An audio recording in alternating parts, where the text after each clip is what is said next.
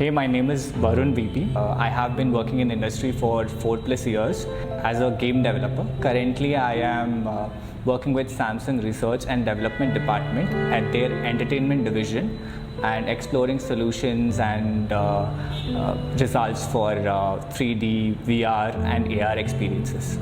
In École Intuit Labs, I am teaching game design and prototyping. I feel the students here are a lot more fun and they like exploring things. It's very rare to find an institute that carries their students in such a way that they feel more interested, eager and happy to learn. For my own career, I want to start my own game development company in the near future, which will be exploring the bounds of neural technology along with VR and AR.